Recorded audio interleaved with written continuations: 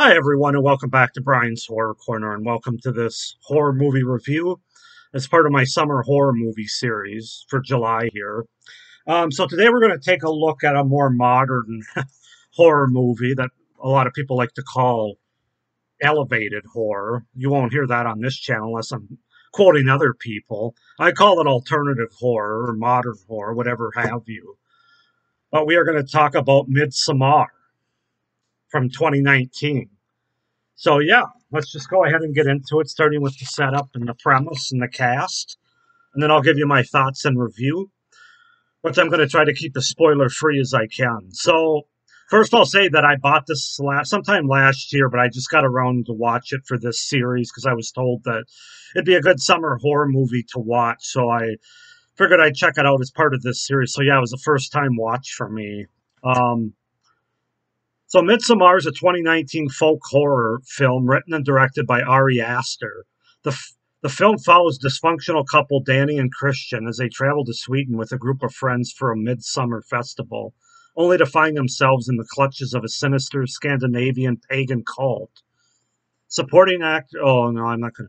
Americans. So basically, it opens with American psychology student Danny Arder is left severely traumatized after her sister commits a murder suicide on their parents and herself by filling their home with carbon monoxide. The incident further strains Danny's relationship with her increasingly distant boyfriend of 4 years. Cultural and cultural anthropology student Christian Hughes. As summer approaches, she learns that Christian and fellow students Mark and Josh have been invited by their Swedish friend Pelle to attend a midsummer celebration at his ancestral commune, the Harga in rural Hälsingland, Sweden. I don't know if I pronounced that right. The festival occurs only every 90 years, and Josh, who is writing his thesis on European midsummer festivities, regards it as a once in a lifetime opportunity. Christian had not discussed the trip with Danny, as he intended to break up with her prior to the tragedy with her family. After an argument, he reluctantly invites her along. Upon arrival, Upon arrival at the commune, they meet Simon and Connie, an English couple from London who were invited by Pelle's communal brother Ingemar. He offers the group psychedelic mushrooms, and Danny has a bad trip hallucinating about her deceased family. The day after their arrival, the group witnesses an, a testupa ceremony where two elders die by suicide by jumping from a nearby cliff onto the rocks below. When one of the elders survives the fall, the commune members mimic the wails of agony and promptly mercy kill him with a mallet. Commune elder Siv attempts to calm Connie and Simon by explaining that every member of their community does that at age 72 and believes it to be a great honor. Whew. I know that was a long introduction, a long premise and story, setup and premise. But that kind of explains this movie. So get used to the word long in this review. As far as the cast goes, we have Florence Pugh as Danny Ardor, Jack Rayner as Christian Hughes, Wilhelm Bolgrim as Pelle, William Jackson Harper as Josh, Will Poulter as Mark, Elora Torchici as Connie. And there's a lot of other cast members, which I'm not going to name all of them, but those are the main cast members. So, yeah, that's the very long that's a very long setup, premise, and cast for this film, Midsommar. So, I've been hearing about this film for 3 years now, and I know it's a very polarizing film for people. There's people that think it's the best thing since sliced bread. There's people that think that it's the worst thing since, I don't know, take your pick. They just think it's the worst movie, the worst horror movie ever. And per usual, the reality is somewhere in the middle, and that's where I come down. This definitely is not the best movie, the best horror movie of the 2010s. I would argue it's not even the best horror movie of 2019, but I have to take a look at the list. But I also don't think it's dog shit either. So, but it is a very polarizing movie, obviously. So I kind of knew that going into it, and I tried to keep my expectations at bay while still having some. So, what did I think of this movie? let's just go ahead and get into it, starting with the things that I liked about it. So, Midsommar, as far as what I like, the pros, it's a very well made and well produced movie, from the costumes to the location and the setting that it takes place in to the camera shots. It does a really solid job of getting the viewer into this culture, feeling like they're there, like they're a part of this cult or culture and this world. So I give the director a lot of credit for that. Through production and through just directing of this movie, they do a really good job of getting the viewer there. And on that note, it is a very well directed movie by Ari Aster, who also directed Hereditary, of course, which I have not seen yet. I have that in my collection. I'm probably going to watch it come October as part of my Halloween 31 movie series. I think he's got a third one coming out next year, but otherwise, it's just Hereditary and Midsommar right now. But he does a good job with having a unique vision that's executed well for the most part, mostly through wonderful cinematography, his use of color palettes, and awesome editing. They all work to make the movie look visually pleasing. And this is a very, from just a visual standpoint, this is a very good looking, visually pleasing, easy on the eyes kind of movie to watch. It really is. There's a lot of great shots, a lot of great color, a lot of great designs, setting, as I mentioned before. Those things all work very well. Um, the performances are really good in this movie, particularly by Florence Pugh and Jack Rayner to a lesser extent, who really take the audience on this journey with them. They feel like real people and a real couple. I think they both do a really good job throughout most of this movie. I think the rest of the cast is fine as well, but those two are the standouts. They also seem like real people with the relationship that they have. It's not necessarily a toxic, over the top, like we get Hollywood toxic relationship like they like to portray. It's more what I think a lot of relationships are, with people hanging on just because it's either convenient or they don't know what else to do or how their lives will be without the other person. But clearly, these two people aren't madly in love with each other. They've been in a relationship for 3.5, 4 years. And it's not ideal, but it's not toxic. It's kind of where I think a lot of relationships are in real life. So I think that added to these two characters and their performances, which are very solid. Especially, I agree with what everybody says. This is Florence Pugh's best performance. It certainly is. I haven't seen her in everything she's been in, but I've seen her in a few other movies, and I would concur that from that standpoint, this is her best performance. She does a really solid job. Definitely one of the highlights of the movie, along with Ari Aster's directing. This movie has a really good score and good musical cues used within the movie. They seem very appropriate for this type of story and these type of themes that they're going for. It kind of plays with the audience's sense of order, those kind of musical cues and stuff. The movie also introduces and has those themes that a lot of us as audience members can relate to. The two biggest ones, of course, being dealing with grief, and then dealing with less than ideal relationships, and just like I said, not toxic relationships, just not awesome relationships with people. And I think that really helps to capture the audience's attention, and at least keeps them engaged through those themes within the movie.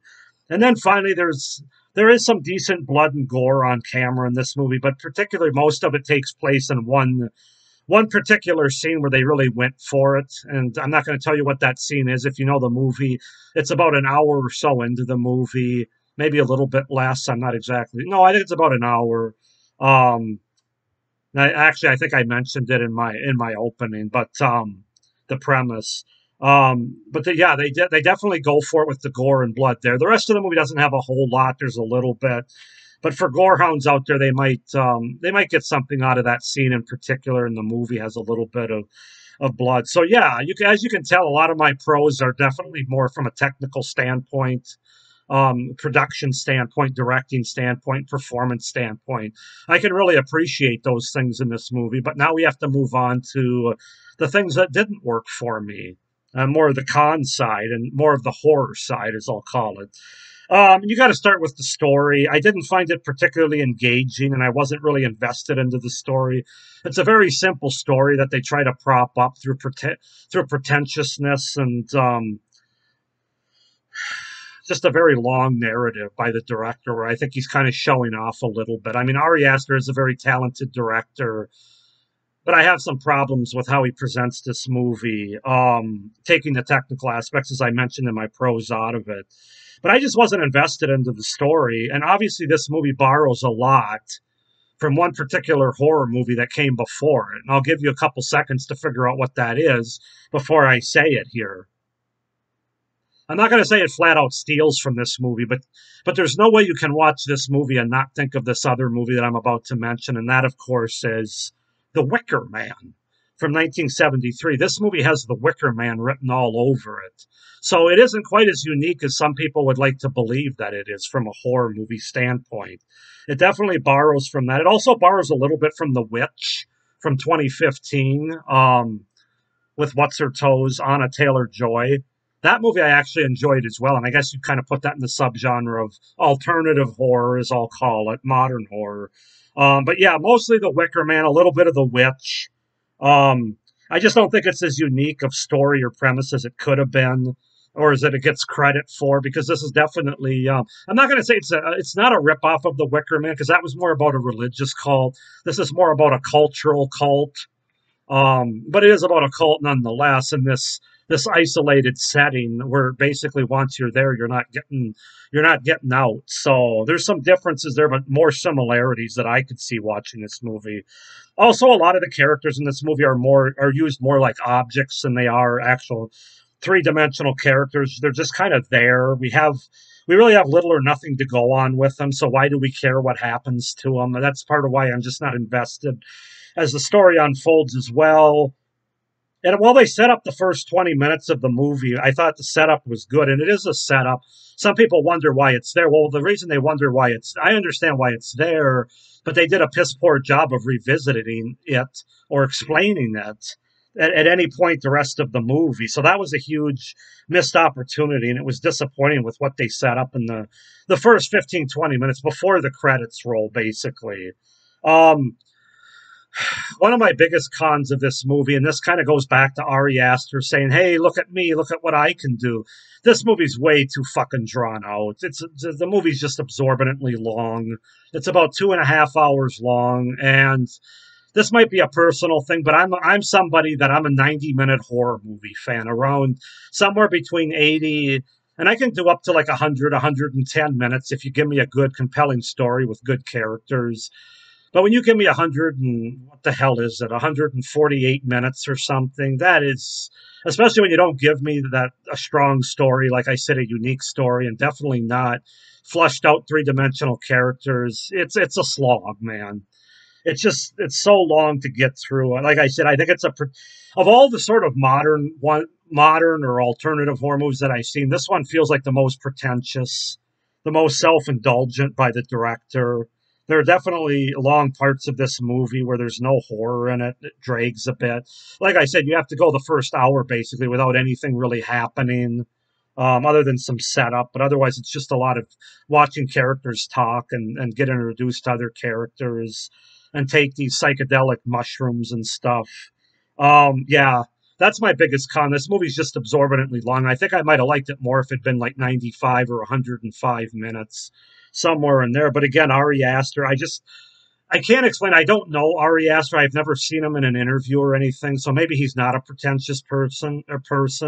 But the way this movie comes across to me, it has pretentious written all over it. I didn't feel like that when I watched The Witch. I didn't feel like that when I watched The Babadook. I didn't even feel like that when I watched It Follows, which I wasn't a huge fan of that movie. None of them kind of came across as pretentious or self-indulgent as this movie. This just felt like, hey, look at what I can do. He focuses on shots for too long.